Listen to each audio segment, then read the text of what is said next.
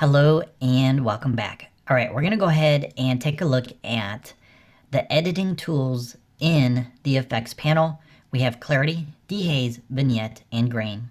Let's go ahead and start off with clarity first.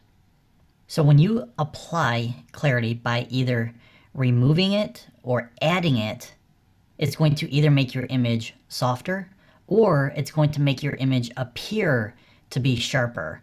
So it's kind of like sharpening, but not really. It's a little different. It works differently. Just like our vibrance and saturation affected the image differently, so too does clarity and sharpening.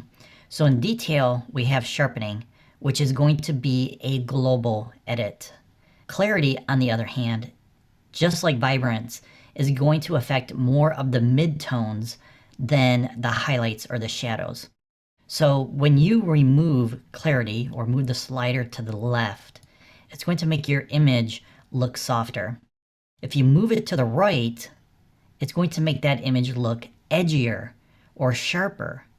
But again, it's not adding that clarity or that sharpening anywhere else but along the edges or the midtones of your image.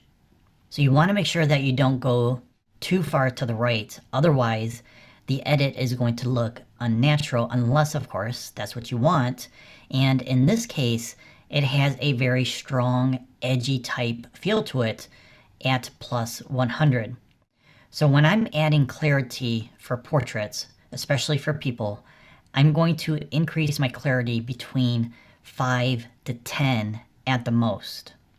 Otherwise, I find it to be too much or unnatural when I start going higher than 10. So you're going to have to experiment to find out what you like for your own creative vision. So for this image, I'm going to go ahead and go a little bit more. Let's go up to plus 15. And I think that helps add some sharpening along the edges, increases the contrast just a little bit, but helps make that image pop just a little bit more versus not having any clarity. So next we have Dehaze, which will allow you to add or simulate a haze type effect.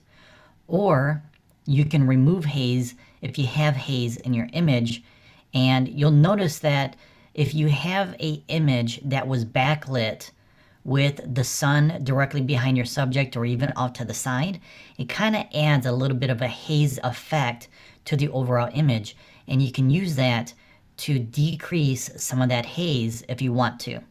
Now for this particular image, I don't need to use the dehaze slider because it's not going to help the image at all by adding haze and there's no haze in it. So I'm going to go ahead and grab an image here just to show you how it works. So here's an image of a couple backlit from the sun over here on the left, and it's kind of made the image a little flat and created a little bit of a haze across the entire image. Now the thing is, we can actually remove that haze with our other tools in the light panel. We can adjust the contrast, we can make some changes into the tone curve, but the great thing about the dehaze slider is it's taking those tools and applying them all at once. So when we didn't have this particular tool available, we've only had it for maybe a couple years, I had to make other adjustments in order to get the same result. And now I can easily slide this to the left to add haze or to the right to remove some of that haze. And you can see as I go to the right, the image is beginning to get more contrast, and that's because that haze is being removed. Okay, let's go back to Echo. Actually, I'm going to go inside the album here because I have fewer images there.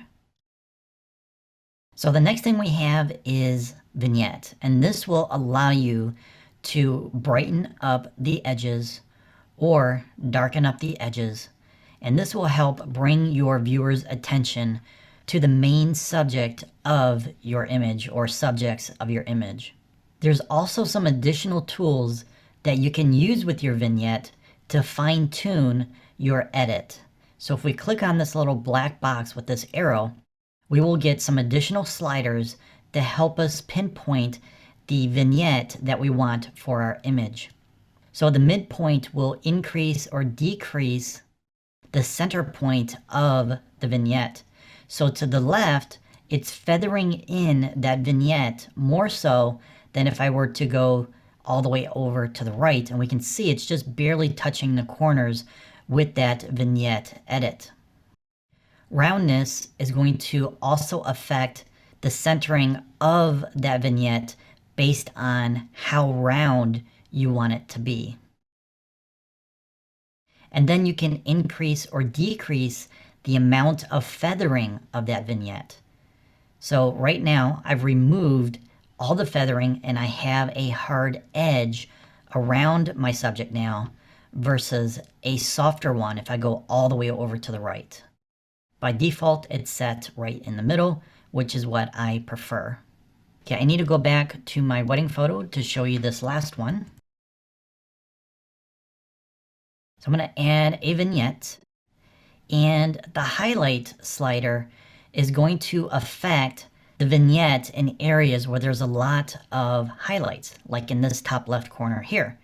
So I'm going to add some more vignettes so you can actually see it. So these three corners here are pretty similar, and then this one here is not as dark as these.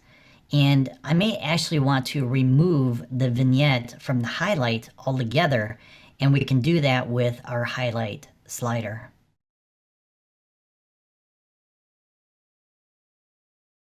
The last option we have is grain.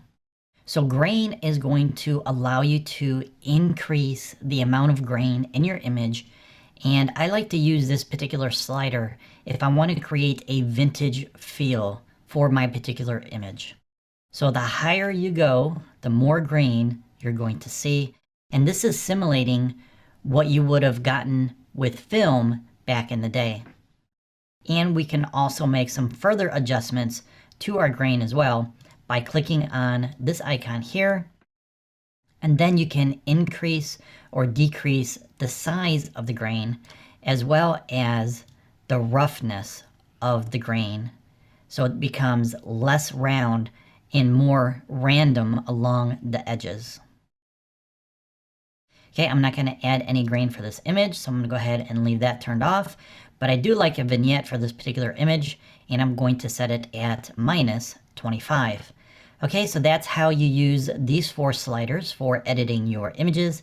In the next tutorial, we'll go ahead and take a look at split toning.